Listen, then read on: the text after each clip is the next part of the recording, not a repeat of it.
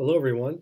In this video, I'm going to show you how to set up your data for an independent samples t-test in Excel, which you'll later import this file into the JASP program to do your statistical analysis, the JASP program. Okay?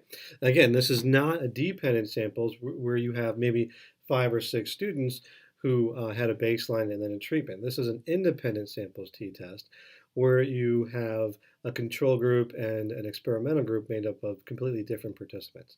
The dependent samples t-test is talked about in an additional video.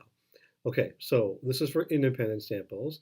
And let's first start by looking at the information on the screen. I'll introduce you to this info and show you what it is and how to set it up so that you can do the same with your data. Okay?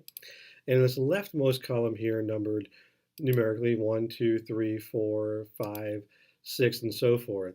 You can think of that as your participant ID number. So that's important because you'll need to designate, one person as number 2 and 3 and 4 so that you correctly identify their group number and then their score and so forth.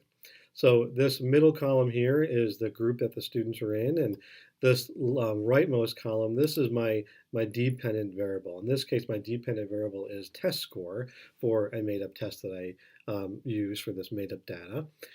Please note that if you do have additional dependent variables, you'll need additional columns down the row here. But in this case, I only have one dependent variable, and that's test score. Let's go back to group. So what you'll need to do is designate a number for each group.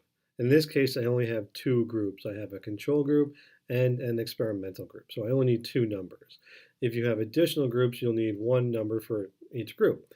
In this case, I just have a control group, and my control group, I designated the number 1 as the control group. So that's a good thing to do if you want to just make it easy. Just use 1 for the control group. So everybody who is in the control group will have a 1 in this column. So participant numbers 2, 3, 4, all the way down to participant number 12 is in the control group.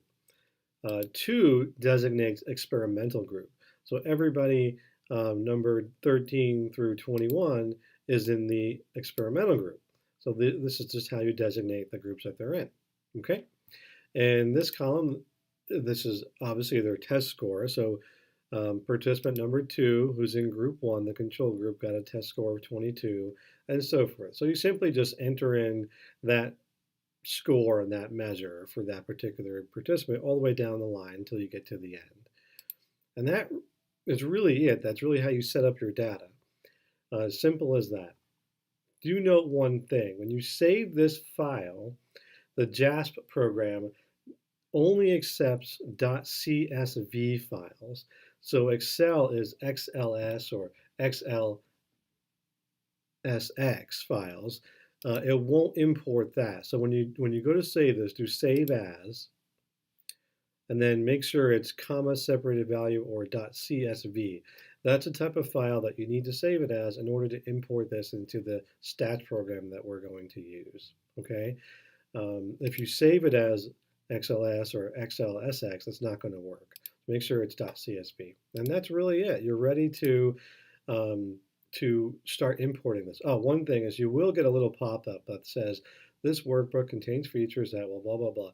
Don't need to worry about that. Just click on continue. It saves it in whatever folder you told it to save it in. And then that's it. You're ready to go. We're ready to import that into the JASP program, which I'll show you in another video.